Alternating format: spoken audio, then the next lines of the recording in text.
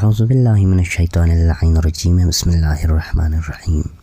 اولا ولادت باسعادت حضرت امام محمد باقر علیہ السلام تمام مؤمنین و مؤمنات کو بہت بہت مبارک ہو۔ امید ہے آپ اس ویڈیو کو آخر تک ضرور دیکھیں گے۔ یہ ویڈیو چند حصوں پر مشتمل ہے۔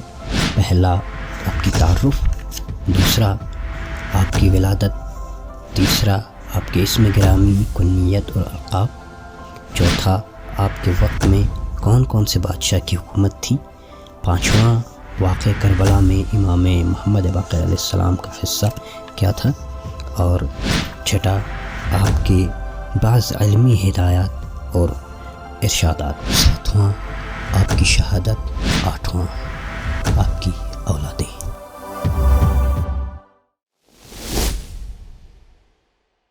حضرت امام محمد باقر علیہ السلام پیغمبر اسلام حضرت محمد مصطفیٰ صلی اللہ علیہ وآلہ وسلم کے پانچویں جانشین، ہمارے پانچویں امام اور سلسلہ عصمت کے ساتویں کڑی تھے۔ آپ کے والد ماجد سید الساجدین حضرت امام زین العابدین علیہ السلام تھے، اور والدہ ماجدہ ام عبداللہ فاطمہ بنت حسن علیہ السلام تھے۔ آپ علیہ السلام کی ولادت بتاریخ 1 رجب سن 57 ہجری یوم جمعہ مدینہ منورہ میں پیدا ہوئے۔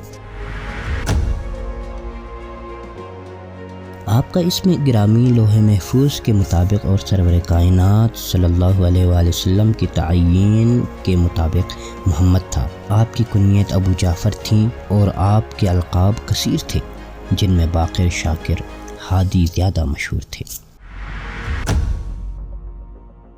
بادشاہان وقت، آپ 57 ہجری میں معاویہ بن ابی سفیان کے عہد میں پیدا ہوئے۔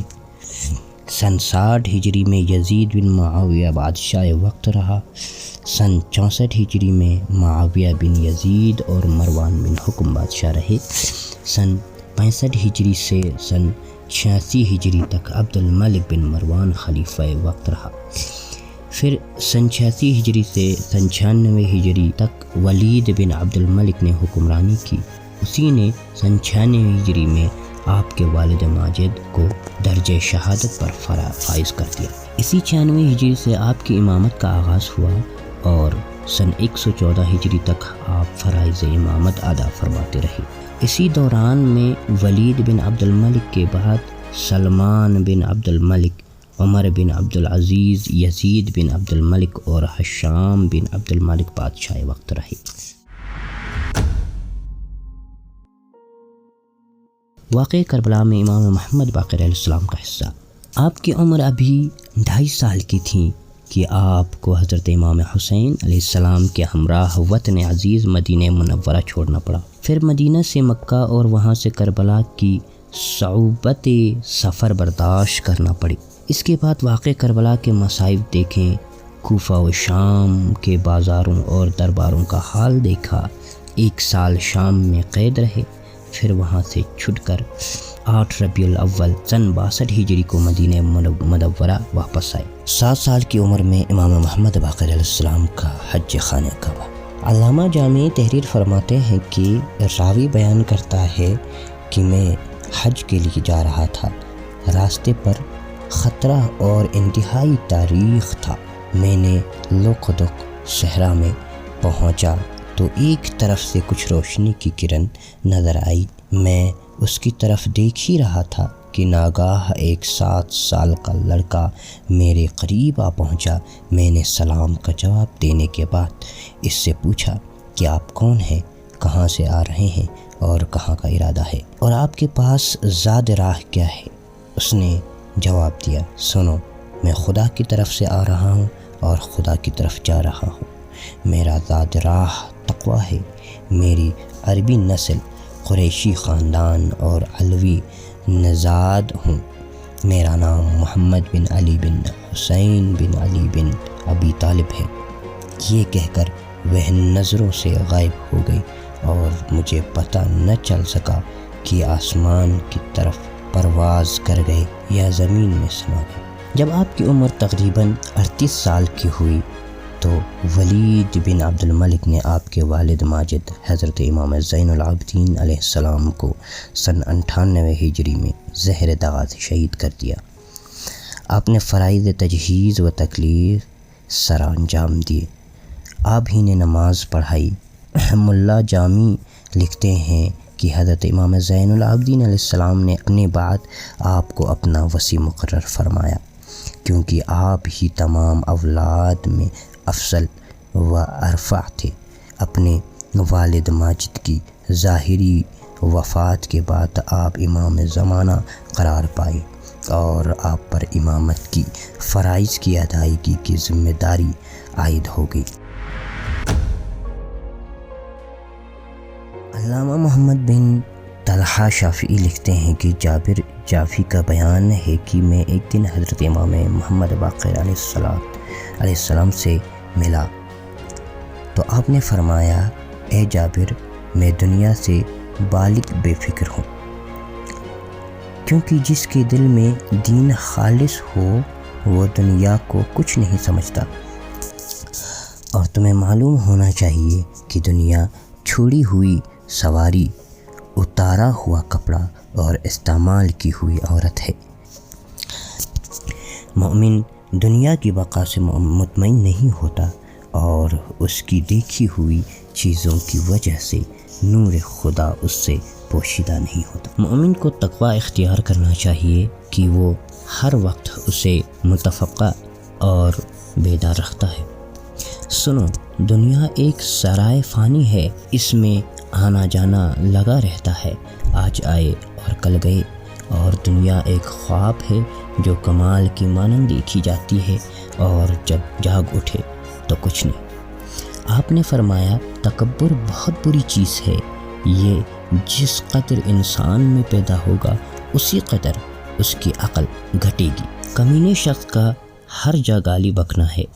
ایک عالم کی موت کو ابلیس نے عابدوں کے مرنے سے بہتر سمجھا ہے۔ 1000 عابد سے وہ ایک عالم بہتر ہے جو اپنے علم سے فائدہ پہنچا رہا ہو۔ میرے ماننے والے وہ ہیں جو اللہ کی اطاعت کریں۔ آنسوؤں کی بڑی قیمت ہے، رونے والا بخشا جاتا ہے، اور جس رخسار پر آنسو جاری ہو وہ ذلیل نہیں ہوتا۔ سستی اور زیادہ تیزی برائیوں کی کنجی ہے۔ خدا کے نزدیک بہترین عبادت پاک دامنی ہے۔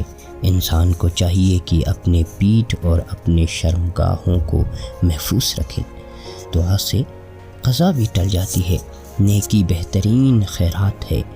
بدترین عیب یہ ہے کہ انسان کو اپنی آنکھ کی شہتیر دکھائی نہ دے اور دوسری کی آنکھ کا تنکا نظر آئے، یعنی اپنے بڑے گناہ کی پرواہ نہ ہو اور دوسروں کی چھوٹی عیب اسے بڑی نظر آئے اور خود عمل نہ کرے، صرف دوسرے کو تعلیم دے۔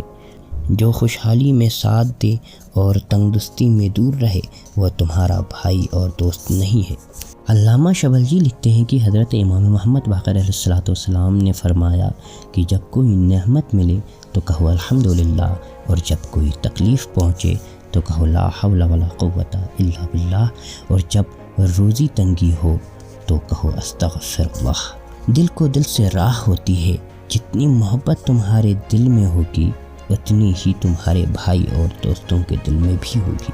3 چیزیں خدا نے 3 چیزوں میں پوشیدہ رکھی ہیں۔ پہلا، اپنی رضا اپنی اطاعت میں، کسی فرمان برداری کو حقیر نہ سمجھو، شاید اسی میں خدا کی رضا ہو۔ دوسرا، اپنی ناراضی اپنی معصیت میں، کسی گناہ کو معمولی نہ جانو، شاید خدا اسی سے ناراض ہو جائے۔ تیسرا، اپنی دوستی اپنے ولی، مخلوقات میں کسی شخص کو حقیر نہ سمجھو، شاید وہی ولی اللہ ہو۔ احادیث ائمہ علیہ السلام ہیں، امام محمد باقر علیہ السلام فرماتے ہیں، انسان کو جتنی عقل دی گئی ہے اس کے مطابق اس سے قیامت میں حساب و کتاب ہوگا۔ ایک نفع پہنچانے والا عالم 70,000 عابدوں سے بہتر ہے۔ عالم کی صحبت میں تھوڑی دیر بیٹھنا 1 سال کی عبادت سے بہتر ہے۔ خدا ان علماء پر رحم و کرم فرمائیں جو احیاء علم کرتے اور تقوی کو فروغ دیتے ہیں۔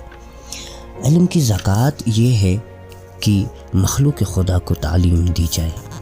قرآن مجید کے بارے میں تم جتنا جانتے ہو اتنا ہی بتانا۔ بندوں پر خدا کا حق یہ ہے کہ جو جانتا ہو اسے بتا دے اور جو نہ جانتا ہو اس کے جواب میں خاموش ہو جائے۔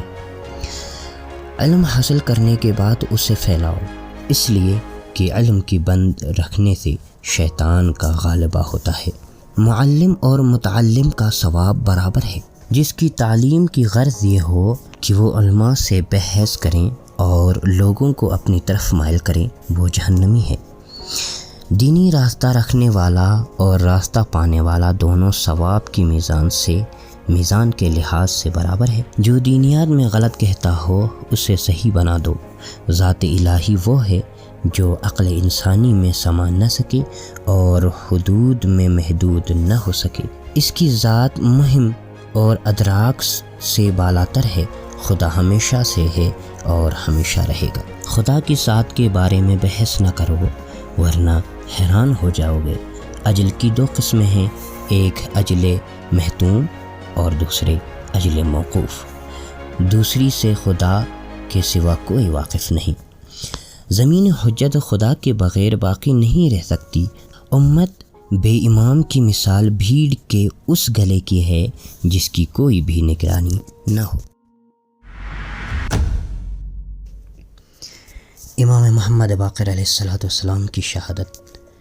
آپ اگرچہ اپنے علمی فیض و برکات کی وجہ سے اسلام کو برابر فرائض دے رہے تھے، لیکن اس کے باوجود ہشام بن عبد الملک نے آپ کو زہر کے ذریعے سے شہید کر دیا، اور اب بتاریخ 7 ذی الحجہ سن 114 ہجری یوم دوشنبہ مدینہ منورہ میں انتقال فرما گئے۔ اس وقت آپ کی عمر 57 سال کی تھی۔ آپ جنت البقیع میں دفن ہوئے۔ علامہ ابن حجر مکی فرماتے ہیں آپ اپنے پدر بزرگوار امام زین العابدین علیہ السلام ہی کی طرح زہر سے شہید کر دیے گئے۔ آپ کی شہادت حشام کے حکم سے ابراہیم بن ولید والی مدینہ کی زہر خورانی کی ذریعے واقع ہوئی ہے۔ ایک روایت میں ہے کہ خلیفہ وقت حشام بن عبد الملک کی مرسلہ زہر آلودہ زین کے ذریعے سے واقع ہوئی تھی۔ شہادت سے قبل آپ نے حضرت امام جعفر صادق علیہ السلام سے بہت سی چیزوں کے متعلق وصیت فرمائی اور کہا کہ بیٹا، میرے کانوں میں میرے والد ماجد کی آوازیں آ رہی ہیں، وہ مجھے جلد بلا رہے ہیں۔ آپ نے غسل و کفن کے تعلق خاص طور سے ہدایت کی، کیونکہ امام راجز، امام نشوید، امام کو امام ہی غسل دے سکتا ہے۔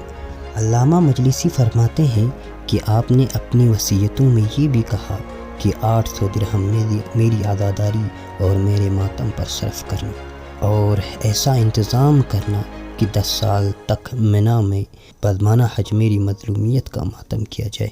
بیان ہے کہ وصیتوں میں یہ بھی تھا کہ میرے بندھائے کفن قبر میں کھول دینا اور میری قبر 4 انگلیوں سے زیادہ اونچی نہ کرنا۔ ازواج و اولاد۔ آپ کی 4 بیویاں تھیں اور انہی سے اولادیں ہوئیں۔ ام فروہ، ام حکیم، لیلہ اور ایک اور بیوی ام فردہ بنت قاسم بن محمد بن ابی بکر۔ مغیرہ ثقفی سے ابراہیم و عبداللہ اور لیلہ سے علی اور زینب پیدا ہوئیں، اور چوتھی بیوی سے ام سلمہ تو متولد ہوئی۔